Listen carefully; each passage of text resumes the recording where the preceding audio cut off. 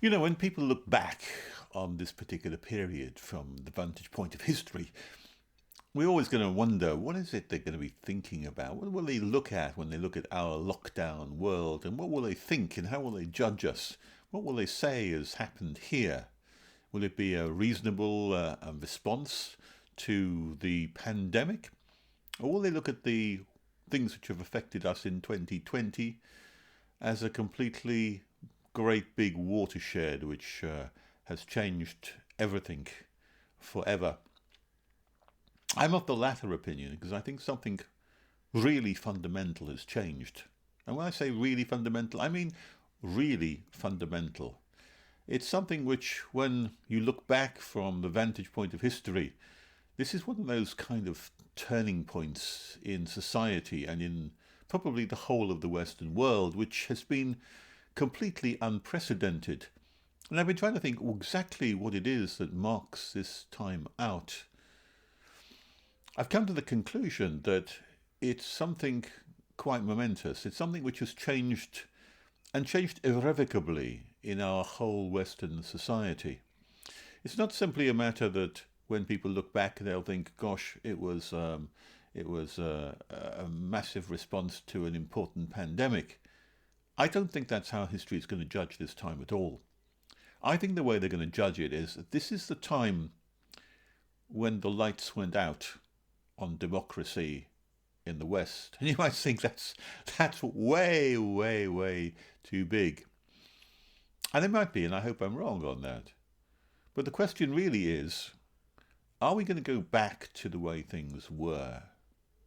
I think it was one of the government advisors, I forget which one it is, who said, no, this is the new default now. This is the new default setting. Whenever we have some kind of emergency, this is what's going to happen.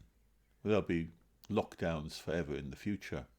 And what makes this really, really unprecedented is this has never happened before in the history of any Western or any democracy whatsoever. This is really unprecedented.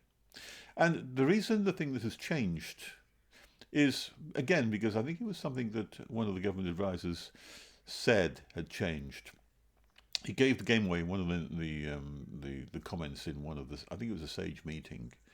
He said that we thought that we would never be able to do this, we'd never be able to introduce lockdown, and then we saw it happened in Italy. We thought it could never happen in this country, but it happened in Italy, it happened in other countries, and we thought, you know what? Yes, we can do it. And that's the fundamental change, it seems to me. It's the realization that you can suspend democracy itself and get away with it. Because make no mistake about it, it's democracy itself which has been suspended. You might say, well, we just had elections. You know, how can that be? You're obviously wrong there.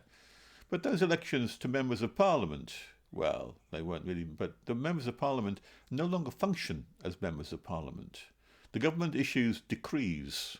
The government operates its laws simply by ministers saying so. There's no parliamentary scrutiny, no democratic accountability whatsoever in our society at the present time.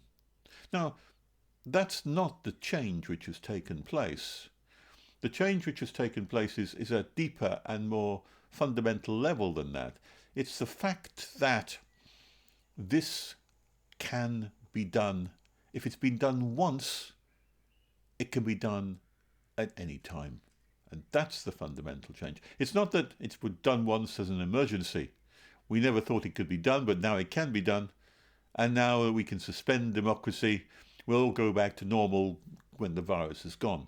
No, that's not the case. And the reason why it's not the case is very simple. It's because once it can be done any time. For any kind of excuse. Would you say this is for the sake and safety of the people? Yes, but when democracy is suspended, it's always for the sake and safety of the people. It's never been given any other reason. That's always been the case. To protect people, to protect us. That's the common reason why democracy is suspended. We never believed it possible that it could be done, but now that it has been done, the fundamental change is it can be done again. And if it can be done again, and it can be done again, on whatever excuse someone brings up in order to keep us all safe. Something really fundamental has changed. We thought it could never be done, the suspension of democracy. And yet it has been done. And if it can be done once, it can be done again and again and again. And we've lost, therefore, something very, very important. The whole idea that it could never be done in this country has just been taken away. Yes, it has been done. We live in a non-democratic country now, with a parliament that doesn't function, with government by decree. If it can be done once, if it can be done today, what's to stop it happening tomorrow, or next year, or the year after? That's the fundamental change.